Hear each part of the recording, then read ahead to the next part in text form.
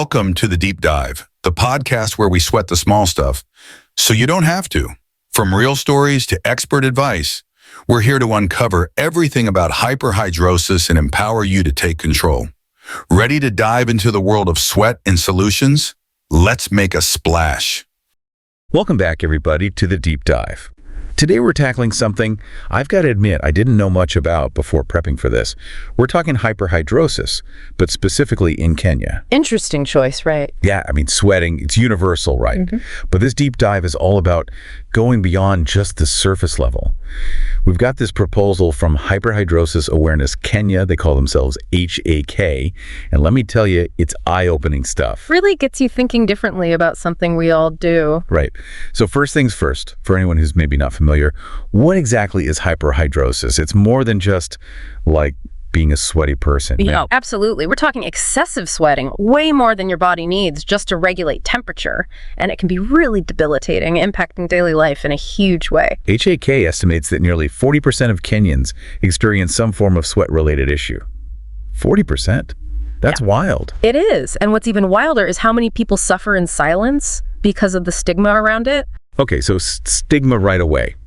But before we get into that, can we break down the types of issues we're talking about? Because proposal mentions a few, right? Like, it's not all just sweating a lot. Right. So you've got primary focal hyperhidrosis. That's the most common one. Usually starts in childhood or adolescence. You're sweating from specific areas like your hands, feet, underarms, head, things like that. Okay, so like targeted almost. Exactly.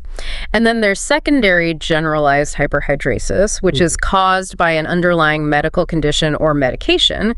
In this case, you sweat all over, not just in specific spots. And then you have things like bromhidrosis, which is excessive body odor. Oh, yeah, that one I've heard of. But And even TMAU, trimethylaminoria, which is sometimes called fish odor syndrome. okay, now that one, that sounds incredibly tough to deal with, socially especially. It is. All these conditions can have a profound impact on someone's mental and emotional well-being. HAK actually talks about the need for psychosocial support as a key part of their proposal. Makes sense if you're constantly worried about how you smell or if you're leaving sweat marks everywhere. But what's striking is that 40% number. Is that just like a little bit extra sweaty, or are we talking about something more severe? Oh no, for many people it's seriously disruptive. Like, imagine a teacher trying to hold chalk, but their palms are so slick with sweat it keeps slipping. Ugh, yeah, I can't even imagine. And that's just one tiny example, right? The proposal actually uses that example. It's a real thing. And it talks about how this stigma can lead to people being discriminated against in jobs, in relationships, even within their own families. Wow, that's heavy. Any other stories that really illustrate this impact? There's a story about a young man being denied a loan because his sweaty palms messed up the biometric scanner. Think about that, being locked out of financial services because of something you can't control. Oh, man. Okay, so clearly this is about way more than just sweating a bit more. It's about access, dignity, being able to live your life. Right, and that's where HAK comes in. They're not just about raising awareness, they're advocating for real, practical solutions. So let's get into that. What are some of the things they're proposing? Well, first off, improving access to treatment. Many people in Kenya simply can't afford specialized care. So what are they doing about that? They're looking at bulk purchasing of topical treatments to lower the cost.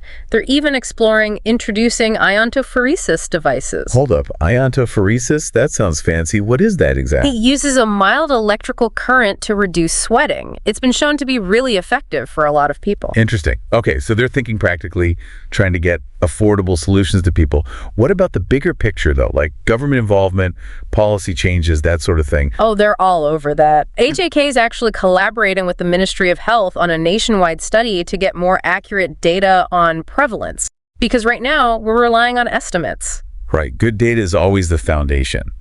But data alone doesn't always change hearts and minds. How are they tackling the stigma itself? Well, they're proposing involving government officials who have personal experience with hyperhidrosis in their awareness campaigns. Having someone in authority speaking openly about it, that could be huge. Oh yeah, showing it can affect anyone. That's powerful. Yeah. But I keep coming back to the practical side too. Like we talked about that loan example, are there other specific situations they're addressing? They're focusing a lot on people with palmar hyperhidrosis, sweaty palms. Think about all the things we use biometric scanners for these days, banking, immigration. Yeah. It's everywhere. True. So what are they doing about that? They're developing educational materials specifically for those situations, even clinical wipes, to help people with sweaty palms navigate those scanners. Now that's thinking outside the box. Right. And it shows how much they're paying attention to the small, everyday things that can make a big difference. Okay, so they're working locally, but are they connected to any international organizations too? Absolutely. They're working with the International Hyperhidrosis Society, learning best practices, staying updated on the latest research, and really positioning Kenya as a hub for sweat and body odor treatment in Africa. Wow, that's impressive. So they're not just tackling this issue head on, they're aiming to make Kenya a leader in this field. Exactly. They're sharing their knowledge and expertise and bringing in global expertise as well. This is already way more complex than I imagined. It's not just about sweat. It's about dignity, opportunity, and really changing the way an entire society views something most people don't even think twice about. And we've only just scratched the surface. HAK's proposal is packed with even more ambitious plans and innovative ideas. We'll get into those as we continue this deep dive. I'm hooked. Let's do it. All right, so we've established HAK is doing some really innovative things, but what about the long game? What's their ultimate goal? Well, one of the most ambitious things in their proposal is the idea of creating a dedicated sweat clinic in Kenya, a state-of-the-art facility right there in the country. Whoa, a whole clinic just for sweat-related stuff. That's a big swing. It is, but they're very strategic about it. They know it takes serious resources, government buy-in, partnerships, the whole 9 yards. Right, it's not like they just build a building and call it a day. What would make this clinic, special? They want it to be comprehensive, so not just medical treatments, but also, diagnostic testing, specialized therapies like iontophoresis and Botox. Botox for sweating, is that a thing? Oh yeah, it can be very effective for certain types of hyperhidrosis, but they're also thinking about things like psychological counseling, support groups, even educational workshops. It's almost like a center of excellence, not just a clinic. That's exactly the idea, attracting talent, expertise, maybe even becoming a research hub. It could really put Kenya on the map in this field. That's huge. Okay, so big vision. But I'm always curious about the practicalities. What kind of impact do they think this clinic could have on, the everyday person in Kenya dealing with these issues? Imagine someone, maybe a young person, who struggled their whole life with this, embarrassed to go out, avoid social situations, maybe even career paths they'd be great at. They walk into this clinic feeling alone, ashamed, and they walk out with a diagnosis, a treatment plan, and hope. That's the goal. Man, that's powerful. But even with the best intentions, I got to ask the tough question. Money. Where's the funding for all this coming from? They're exploring all avenues, grants, philanthropic organizations, even crowdfunding. And they're positioning it not just as a Kenyan issue, but a model for other countries too. Smart. So potential for global impact, but also addressing a very real need in Kenya. What about the less tangible stuff? You mentioned counseling earlier. They're really focusing on that psychosocial support. Big time. Remember, it's not just the physical sweating, it's the self-esteem, the anxiety, the isolation, all that can bring. So what are we talking, support groups, therapy, that kind of thing? Exactly, but also workshops on confidence building, anxiety management, even training for healthcare providers on how to address the emotional side of these conditions. That's so important. Because I think a lot of people, they hear sweating and they just brush it off. They don't get that mental health component. And that's where those personal stories in the proposal really hit home. Like that teacher. Right. It's not just about being sweaty. It's about being judged, treated differently. It's wild to think that something so natural could be so stigmatized. And it affects education, too, not just employment. So HAK is working to raise awareness in schools, advocating for more understanding from administrators, teachers, everyone. Okay, so they're really covering all the bases. It's not just about treating the sweating. It's about changing the whole conversation around it. And they're doing it strategically, targeting key areas where they can have the biggest impact. Smart, but strategy only gets you so far, especially when you're tackling something as deeply rooted as societal attitudes. What are they actually doing to make this change happen? Well, a lot of it comes down to visibility. They're using social media to share stories, bust myths, create a community, partnering with celebrities, working with the media. It's like a full-on campaign. So raising awareness, but also, making it okay to talk about. Right, and they're not afraid to use humor either. Some of their videos, they're actually pretty funny while still getting the message across. Love that.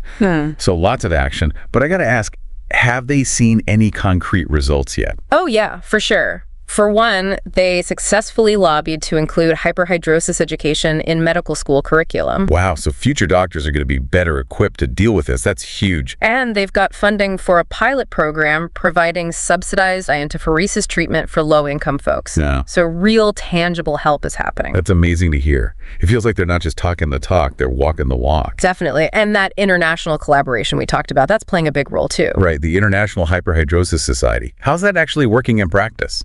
It's a constant exchange, sharing research, best practices, even collaborating on training programs. And it means HAK isn't limited to just what's available in Kenya.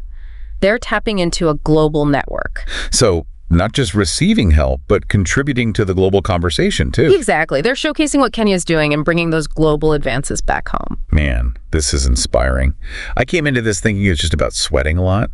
Now I see it's about breaking down barriers, challenging assumptions, and empowering people to live their lives to the fullest. And we're just getting started. Okay, now I'm even more curious to hear what else they've got planned. Yeah. You know, it's amazing how much this deep dive has got me thinking about, like, the everyday stuff we just don't question. Sweating, it's so normal, but for some people, it's this huge thing hanging over their heads. It really is. And it makes you realize how much we focus on what we see, but so many health challenges, they're invisible. And with hyperhidrosis, it's not just the physical part.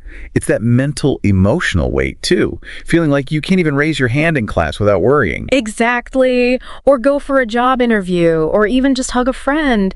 Those little things we take for granted, they become these huge hurdles. And honestly, I'm a little ashamed to admit, before this deep dive, I probably would have brushed it off. Like, oh, just sweat, no big deal. It's easy to do when you haven't experienced it yourself. But the stories HAK shares, they really paint a picture of how debilitating this can be. Makes you realize stigma can be so subtle, we don't even realize we're buying into it sometimes. And that's why HAK is so focused on education, not just for the public, but for doctors too. There's still a lot of misunderstanding even within the medical community. So kind of a two-pronged approach. Change the public perception, but also make sure healthcare providers are equipped to actually help. Right. It's about reframing hyperhidrosis. Not as a personal failing, but as a treatable medical condition. And not just talking about it, actually doing something. Like that pilot program for subsidized treatment. That's huge. It is, because even when people know there are treatments, the cost can be a huge barrier. So they're tackling that head on. And working on the policy side too, right? Trying to make sure people with hyperhidrosis have equal opportunities, that they're protected from discrimination. Exactly. It's about changing laws, but also changing attitudes, workplace cultures, the whole system. It's a big task. Yeah. I mean, I'm inspired by their ambition, but it makes you realize this isn't a quick fix, is it? Definitely not. Changing deeply ingrained societal views, that takes time. It's a marathon, not a sprint. But even small steps forward, those add up, right? Absolutely. And that's why that long-term vision, that sweat clinic, it's so important. Even if it's years away, it gives people something to hope for. A symbol that things can change.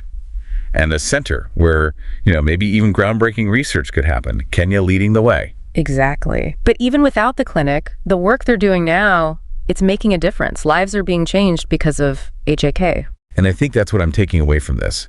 It's easy to feel overwhelmed by big problems, but even small actions can have a ripple effect. Totally. Supporting organizations like HAK, spreading awareness, even just being more mindful of the language we use, it all matters. It's that idea that, we're all connected. What affects one of us affects all of us in some way. And that's what makes me so optimistic. The more we understand each other's struggles, the more compassionate and inclusive our world becomes. Well said. So to everyone listening, we hope this deep dive has given you a new perspective on hyperhidrosis. It's more than just sweating a lot. It's about real people facing real challenges and showing incredible resilience. If this has resonated with you, if you've ever felt that stigma, know that you're not alone, and there are people fighting for change. Organizations like HAK, they're doing amazing work. So learn more, challenge your own assumptions, and be part of the solution. Because together, we can create a world where everyone can sweat without shame. Couldn't have said it better myself. And on that note, we'll wrap up this deep dive. Thank you all for listening, and we'll catch you next time. You've been listening to The Deep Dive, because understanding sweat is the first step to thriving. Remember to subscribe, share, and connect with us on Hyperhidrosis Awareness Kenya socials. Together, we can stay cool, confident, and unstoppable. Until next time, keep shining. No sweat.